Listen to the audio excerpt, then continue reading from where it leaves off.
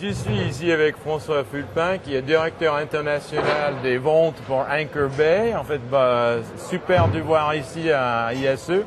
En fait, tu vas nous mettre en perspective qu'est-ce que c'est Anchor Bay, qu'est-ce que c'est les technologies et pourquoi c'est important d'avoir ton chip à l'intérieur de toute une multitude de produits, ceux qui sont ici, des vidéos, on en parlerait, et aussi des autres grandes marques qui sont sur le marché. Ok, aujourd'hui Anchor Bay est le nom en fait de la société qui est basée aux États-Unis en Californie. Chez Anchor Bay, on a deux divisions bien distinctes qui sont la division ce qu'on appelle des produits finis, donc les scalers qui sont la ligne de produits VP20, VP30, VP50, VP50 Pro. Et ensuite, on va avoir la division ce qu'on appelle le semi-conducteur, le chip, où on va faire le design uniquement de la puce qu'on va pouvoir vendre à des fabricants, des gens comme Denon, comme Marantz, comme Yamaha.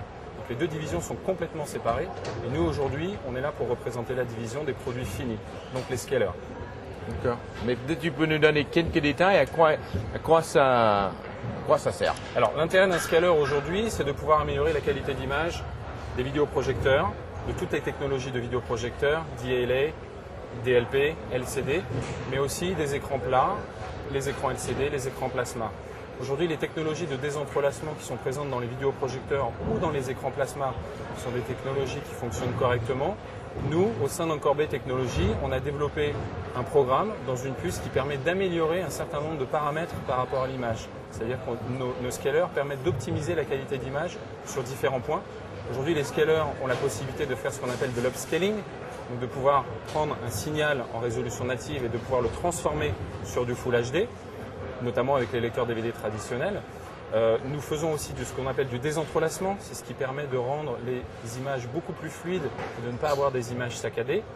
Ensuite, on va avoir un certain nombre de spécificités qui sont des nouvelles spécificités présentes dans le VP50 Pro, qui est l'appareil qu'on présente aujourd'hui et qu'on a présenté également au CES de Las Vegas en début janvier.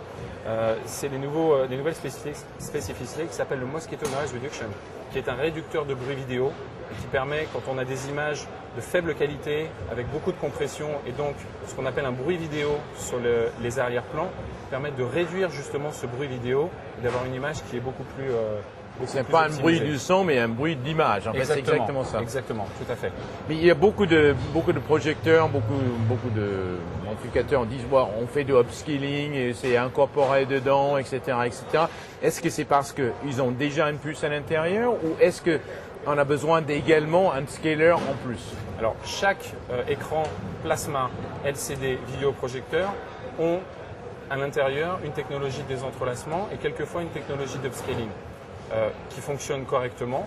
Nous, chez Anchor Bay, on estime que cette qualité de désentrelacement d'upscaling, elle n'est pas suffisamment importante. L'image peut saccader. Et donc, nous, on estime qu'avec notre puce, on permet d'optimiser l'image et d'avoir un meilleur désentrelacement.